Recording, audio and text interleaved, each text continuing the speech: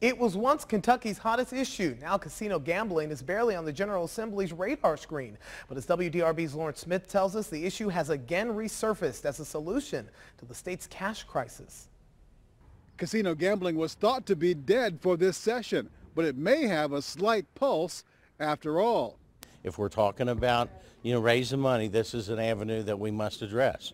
And Dennis Keene's bill, HB 52, is about the money. It would create casino gaming without a constitutional amendment. Instead, it would be a local option. Cities with populations over 90,000 and with racetracks would be allowed to vote, and the Kentucky Lottery would provide oversight. Nobody wants to be taxed. When you talk about raising people's taxes, don't raise my taxes, but this is a stream of money that could enhance the Commonwealth and take care of some of our issues that we need to take care of. During a hearing today, Keene said 7 casinos would generate $295 million a year for the state.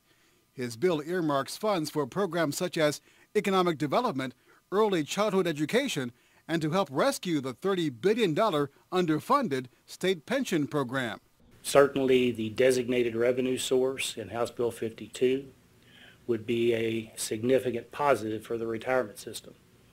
And if we receive $97 million, that's going to help fill a portion of the hole. The dollar signs were enough to convince some members of the committee. We're always having shortfalls of cash, and yet our needs continue to grow, and the expectations of our constituents continue to grow as well. And I just don't understand some people. They seem to want to do something, but they don't want to bite the bullet. But Keene's hearing was lightly attended, and casino gambling is getting no push from the governor or from the House and Senate leadership. It's going to take the courage of my colleagues to step up to the plate and say we're going to do something about this problem. The committee did not take a vote. Keene says he'll hold a second hearing so gambling opponents can have their say. At the state capitol, Lawrence Smith, WDRB News.